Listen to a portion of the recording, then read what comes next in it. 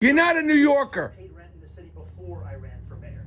You live in a rent-stabilized apartment, you cocker. You're not a New Yorker. You live in a rent-stabilized apartment now. Why the f*** do you live in a rent-stabilized apartment? You're not from New York. You f*** you. Well, New York City is just kind of screwed. I don't know what else to say beyond that, because tonight we had the New York City mayoral debate between Zohran Mamdani, Andrew Cuomo, and the Republican Curtis Sliwa. And to be honest with you, I think the picture going in was that unless Mamdani had a complete implosion and terrible performance, he is on track to win the mayorship based on the polls. Now, that said, I did not find Mamdani's performance to be particularly amazing, but then again, nobody's was, right? This was basically a complete disaster, I would argue, from all ends. I would basically frame it as one big DEI contest. For example, you have Andrew Cuomo saying that Zohran Mamdani is an anti-Semite, and then Mamdani responds by saying, actually, you're an Islamophobe. And then every time someone tries to make a pertinent point about Mamdani on crime or something like that, Curtis Sliwa jumps in and then attacks Andrew Cuomo, saying you're also soft on crime. Like, the whole thing was just kind of chaotic, to be completely honest with you. And I think the central takeaway probably ought to be that nobody won tonight, and therefore the race is not going to change. And therefore, it's unfortunately looking like Mamdani's going to win. I mean, we could root for some type of miracle where, like, Andrew Cuomo just miraculously upsets him, for instance. But to be completely honest with you, I don't think that's going to happen. Not because Mamdani is particularly popular, right? He's only at about 40% in his own city. But first of all, you have a division, right? I've compared it to like the Russian Civil War, where the White Army is completely divided and broken up against the communists, because, Sliwa and Cuomo are taking votes from each other. But I would also add, Cuomo himself, not a very good candidate. Right? This is a guy with massive scandals. Obviously, we know what he did in the nursing homes back during COVID. And, frankly, if the Democrats could actually just find like a somewhat scandal-free candidate, Mamdani would probably have never even been the Democrat nominee to begin with. But this is, of course, what we're dealing with. Curtis Sliwa doesn't even have a chance, considering it's like a three-way race and he's just running as the sort of third party, kind of off to the side candidate. It's just like, I don't know what else to say. Okay, it's just a disaster. Nonetheless, we will bring you the coverage of this here tonight. I'll show you just some of the lowlights of this mayoral debate, whatever that was. First, though, do us a favor. If you enjoy our content, make sure you hit that like button down below and subscribe to the channel if you are new. Help continue to support our work, and you know the rest. Okay, that said, so just to give you a prime example of why I call this the DEI contest. You first of all, for context, Cuomo and I believe Sliwa go in and say that Zohran is unqualified because he's never worked a real job in his life, which is a completely true criticism. Mamdani responds by claiming that Cuomo is unqualified because he did not visit a Muslim mosque during his governorship, which of course apparently makes him bigoted against Muslims. Yep, that is right. That is what we're dealing with. Okay, take a listen. Candidate in the Democratic primary for him to set foot in a mosque. He had more than 10 years, and he couldn't name a single mosque at the last debate we had that he visited. And what Muslims want in this city is what every community wants and deserves. They want equality and they want respect. And it took me to get you to even see those Muslims as part of this city. And that, frankly, is something that is shameful and is why so many New Yorkers have lost faith in this politics. Yeah, except, that is totally false. I worked with the Muslim community for many years. Name a single mosque you went to when you were the governor. Can you name a single mosque you went to in 10 years? Before you were ever here. Before I was here? Before you were even in state government. I worked with the Muslim community. Yeah. Imams presided over State of the States. We worked in religious working groups, tolerance groups, anti-Semitic groups, etc. Right. I mean, just talk about a typical Democrat debate. They're all just going to sit there and call each other racist. I don't know, to answer Mamdani's question, why exactly Cuomo has some type of moral responsibility to visit a Muslim mosque, but apparently that makes you a bigot if you have not gone to that. It just makes absolutely no sense. But of course, as I said, what is it? A DEI contest, right? It's like the Battle of Wokistan, I guess you could call it. Now, we go on here with Mamdani's nonsense. I guess we'll start with all of that. He also further brought up in the New York City mayoral debate, suggesting he would not be attending things like the Thanksgiving Day parade because of the fact he claims he's going to be super busy being the mayor. But in reality, I think we know the real answer, which is Mamdani is obviously an anti-American, far-left, pro-jihadi communist, kind of a weird intersection of ideas. But fundamentally, we're just talking about people who hate the West, okay? So that's why, as I brought up before, communists so often align and ally with jihadis because they both have the same agenda, at least in the short term. And, well, take a listen, right? So again, we're talking about the mayor of New York City, known for many of its parades, saying that he, of course, hates the New York City parades. Okay, very convincing. It makes people feel very nice, right? But anyways, okay, I don't really care, but just take a listen. There are many parades that I would not be attending because I'd be focusing on the work of leading this city. Which parades? A number of them. I've already missed a number of those parades because I've been trying to speak to as many New Yorkers as possible. Okay. I don't have the list of all the parades I've missed. Wow, that's a lot. The mayor should be going to all parades. Let me ask you this. Are there any parades that don't exist that you think should? Mr. Mamdani? I haven't thought much about parades, to be honest with you. Now, here's the thing, and here's where I got to give Zohran credit. He gives good alibis for stuff. Like, if people are not super in touch with his ideology or what he's really saying, it sounds good, right? I'm not going to go to the parades because I'm busy working. Except, first of all, you're a socialist, and socialists don't work. So, strike one there, buddy. But secondly, we know what he's really saying here, right? He's definitely going to go to the Ramadan parade or whatever, but he won't go to the Thanksgiving parade because that's colonial and imperialist. He won't go to the Columbus Day parade because, obviously Columbus was a genocidal, imperialist, racist maniac, even though that's not really true. Certainly won't go to Christmas either, right? Because how dare Americans practice Christianity? He's going to be in the mosque on the on the Christmas Day parade. He's going to be calling Andrew Cuomo still racist for not showing up to the mosque on the day of Christmas. But, there you essentially have that. As I said, just Chief Wokistan versus like President Libtard arguing here with each other. I don't know what else to describe it. And of course, right, Zohran, which this is just politics 101. We all know, right? The one thing you want to say in a political debate is that you're going to raise taxes, right? That's obviously from like classic philosophy and political strategy. That's what everyone wants to hear. But there, of course, you have Zohran Mamdani 5 minutes into the debate saying, indeed, he's going to be working with New Yorkers to finally raise taxes. Yeah, that's what everyone was asking for. Okay.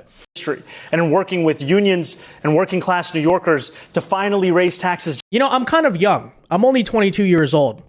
But even I remember a time in my life when politicians used to campaign on lowering or at the very least not raising taxes instead of openly celebrating that, we're going to raise taxes, but okay.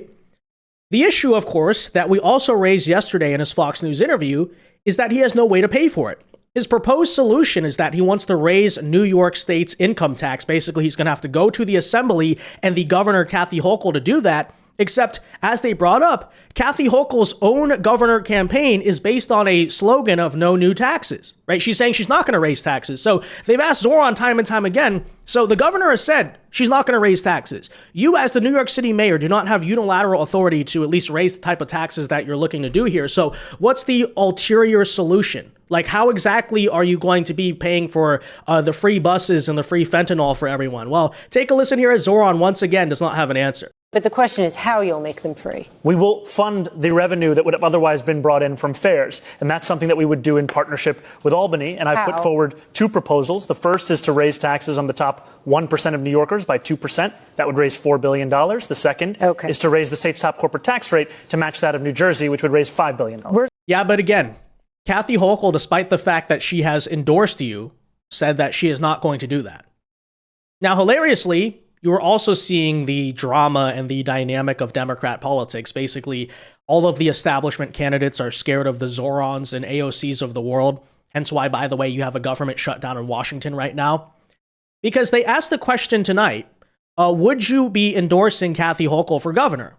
Now, Curtis Sliwa, the Republican, has no reason to say so. Even Andrew Cuomo basically got cooed out by Kathy Hochul. I mean, a bunch of people around her basically brought that whole scandal to the forefront and all that stuff. And I would argue is really just like dirty Democrat mafia tactics of backstabbing each other. And so, they're all like crooked people. But Zohran, right, is endorsed by Kathy Hochul. And that's a big deal, right? Because even Hakeem Jeffries and others will not step in and do that. So Kathy Hochul really kind of put, in a sense, like a political risk on the line to say, no, I will stand behind you. And how did Zohran Mamdani repay the favor tonight? The absolute cold shoulder, right? She would not endorse Kathy Hochul in response, which is brutal for establishment Democrats. By the way, let that be a lesson to all of you guys. You think you're going to have some type of like compromise solution with the crazy communists? Okay, just ask, the moderate provincial government in 1917 in Russia, how that worked out for them, right? Like, there's no compromising with a far left crazy mob, but apparently they think that's the case. And then this is what happens, right? Zohran does what? Spits you out, does not care about you. Take a listen. Before Sally starts to ask you about schools, a show of hands, who supports Kathy Hochul for re-election? It's a decision that should be made after this general election. So no decision. Mr. Cuomo, you handpicked her as your lieutenant governor. No thought. You have to know who's running. Yeah. Okay. So. And I would add that I do think that Kathy Hochul, our governor, has been doing a good job in not only serving and delivering, not only delivering for New Yorkers, but also standing up to Donald Trump. Do you support her for re-election? Then endorse her. I'm focusing on November. Why don't you endorse her? And I appreciate her support and I appreciate her work. But you don't endorse her. How about a shout out for Lisa Stefanik to take out Kathy Hochul? So you have a Republican Mayor Curtis, a Republican Governor Stefanik, like Giuliani. You want to talk about schools? Save this city. You want to talk about schools? Yeah, there's a simple answer. Why won't you endorse her? Because she's not radical and crazy enough for Zohran Mamdani, which again is a useful lesson for all of the establishment Democrats who think endorsing Mamdani is going to save you. She is very likely, it seems, going to endorse some type of primary challenger against her, and that's how the favor, of course, is repaid.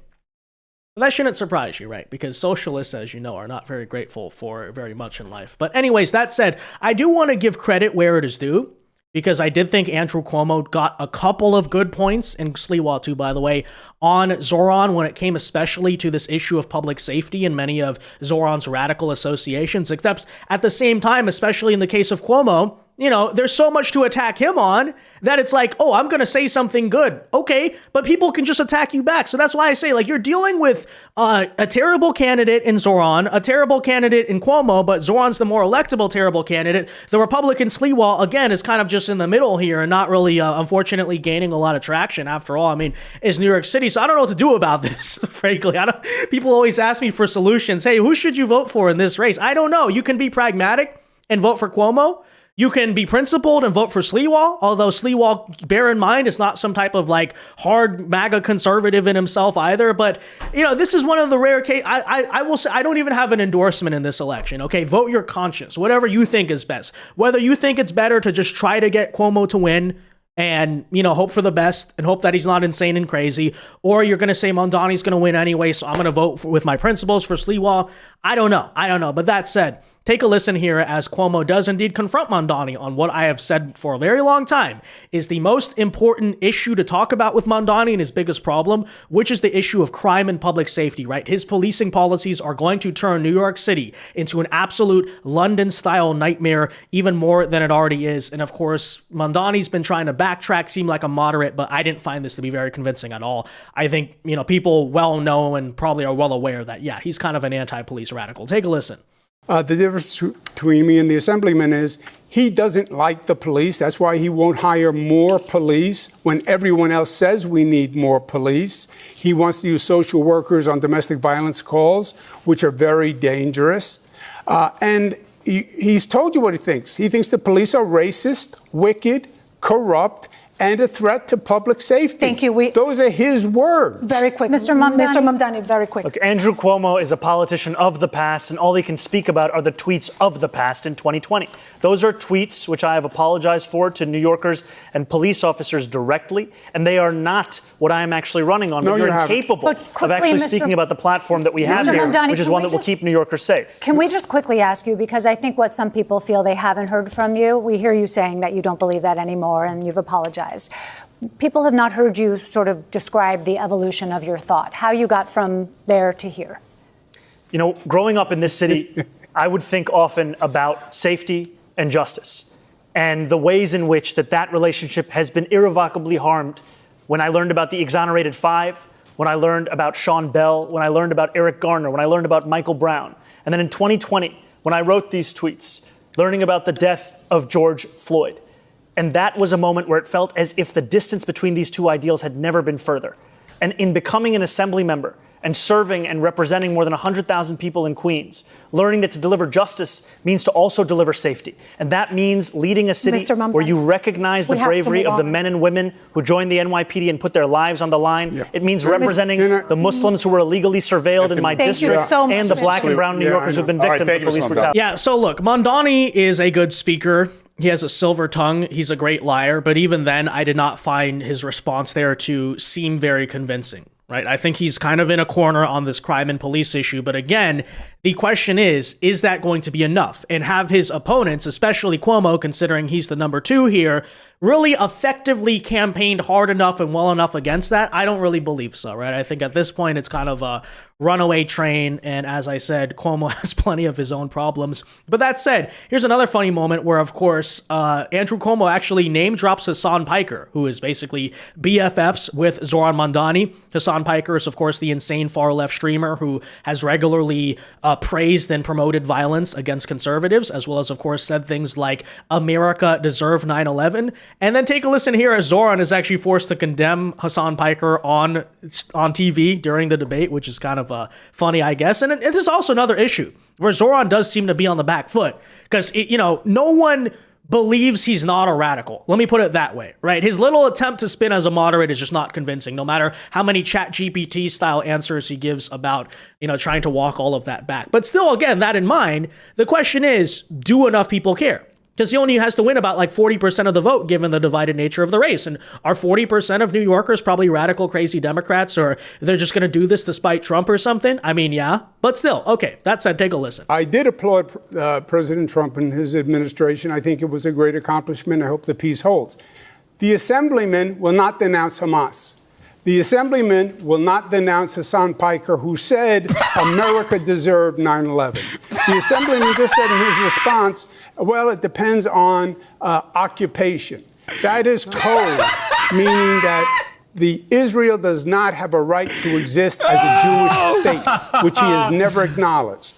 That is from the river to the sea. That's why he won't denounce globalized intifada, which means kill all Jews. Let's give Mr. Mamdani a chance to respond to that. I want to be very clear. The occupation is a reference to international law and the violation of it, which Mr. Cuomo has no regard for since he signed up to be Benjamin Netanyahu's legal defense team during the course of this genocide. And I find the comments that Hassan made on 9/11 to be objectionable and reprehensible. And I also think that part of the reason why Democrats are in the situation that we are in, of being a permanent minority in this country, is we are looking only to speak to journalists and streamers and Americans with whom we agree of every single thing that they say. We need to take the case to every person, and I'm happy to do that, which is why I was on Fox News yesterday talking about how I wish it was more like NASCAR so we could see all the billionaires who are sponsoring you right on your suit jacket. Melissa has another We're going to turn it to Sally. Yeah, so don't get me wrong. I think that Cuomo certainly landed some body shots on Mamdani about this issue of him being an insane radical. But at the same time, the problem with Cuomo, and again, I think the very reason why Mamdani beat him in the primary and very likely is going to beat him again in the general election, is because of the fact that while Mamdani might be an insane, crazy person, Andrew Cuomo is a corrupt establishment politician. And that is not very popular either. People perceive Mamdani to be more real than Cuomo. Now, I perceive Mamdani personally as completely fake, actually. It's like that super fake smile. He accuses other people of being ChatGPT. He sounds like a talking ChatGPT, right? Totally like full of crap style guy. So don't get me wrong. I don't think this guy would be any less corrupt than Andrew Cuomo, for example, just more radical on policy. But even then, still, I understand why people do feel that way. And again, before you think Cuomo completely dog-walked Mamdani tonight, take a listen to, for instance, the criticism that Sliwa had of Cuomo, which is also completely true, right? You think you're the toughest guy alive, but you lost your own primary, right? You have a difficult time understanding what the term no is, which if you know these scandals behind Cuomo, that's kind of fitting and appropriate. But take a listen. Yeah, you think you're the toughest guy alive. But let me tell you something. You lost your own primary, right? You were rejected by your Democrats. Why and you have a difficult understanding that what the term no is. You're not going to stand up to Donald Trump. I agree with Curtis. You're not going to stand. Yeah, I mean, also true, right? Watching this debate's kind of like, well, I agree with that. But I also agree with him on that, right? Mamdani says Cuomo is corrupt. I agree with Mamdani.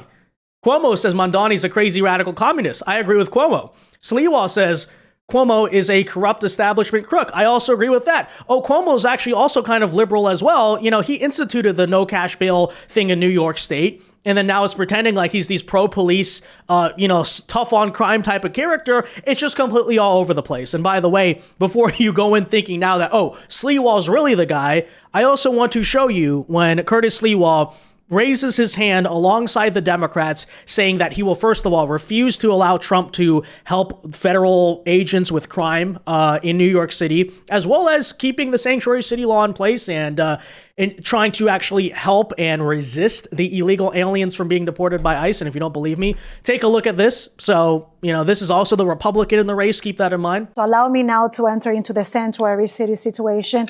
And let's talk about also undocumented immigrants. We reported that asylum seekers are showing up for those routine appointments, not facing any criminal challenges, and they end up being deported. So by the show of hands, we would like to know if you believe that any of you could do something to stop this. Okay. I'd like to see a show of hands. Are there any circumstances where any of you would allow the NYPD to cooperate with the National Guard if Trump sent them to New York? Show of hands. Yes? No takers. Okay. Yeah, now look, I'm not trying to be obtuse about this. Okay, so before you say it, I genuinely do understand. Curtis Sliwa is running in New York City. It's a very liberal place. You got to kind of moderate. You got to move to the center and maybe make concessions to liberals on certain issues. I actually have no problem with that. The reason I'm bringing this up is to kind of demonstrate, again, how screwed New York City actually is. Because you really break it down, there's no really fantastic options. I would argue Sliwa is a good option. He's the best option. He's also the least electable just because of, the situation. Cuomo's sort of the lesser of two evils compared to Mamdani. But at the same time, Cuomo, really a pretty terrible candidate, I would argue, frankly, at this point. And I know a lot of people, myself included, have floated the idea before that maybe Sliwa should drop out, throw his support behind Cuomo, so that way, you do the math and kind of add it up. It might give Cuomo a narrow victory over Mamdani. But at the same time, I would argue even if Sliwa does drop out, that might not guarantee victory to Cuomo because he's such a bad candidate, right? In the Democrat primaries, basically a head-to-head between Mamdani and Cuomo, and who won? Mamdani won, right? So honestly, at this point, I don't know. Part of me feels like Sliwa should drop out and get behind Cuomo. Part of me also feels like this race would be in a maybe better situation back in July if Cuomo had just decided not to run and Eric Adams not to run, and then Sliwa just runs against Mamdani. Part of me feels like if Sliwa had a full campaign cycle where he was the only candidate to go against Mamdani, and he could really introduce himself, right? Not just be kind of like the third-rate guy on the stage when everyone's paying attention to these two, then maybe he could have actually had a chance. I don't know. Maybe some Democrats might actually cross the aisle who are too scared to vote for the crazy socialists. Hey, let's vote for the moderate Republican instead who has ties and is pro-police, and that's kind of his agenda. And maybe he could actually make the election and the campaign defined by the crime issue instead of letting Mamdani make it about affordability. I don't know. But again, central conclusion here, New York, I'm sorry. I don't know what to tell you at this point. Mamdani's probably going to win. Vote your conscience. Okay, that's what I'll say to New Yorkers. That's your choice, as I said, because at this point, the situation just seems hopeless. Okay, that said, what down ballot effect? I guess different ballot, but still, will Mamdani have in the New Jersey governor's race? That might be a sign for optimism. National midterms, when this guy absolutely destroys a great American city, from a cynical perspective, I guess that's a good thing. But at the same time, I'm generally of the opinion, I do not want great American cities to completely be run into the ground. So I can't say I'm all that happy about this either. But as I said, it is what it is. That said, guys, let me know your thoughts on this in the comment section down below. Be sure to leave a like on this video, subscribe to the channel if you are new, and until next time, God bless and peace.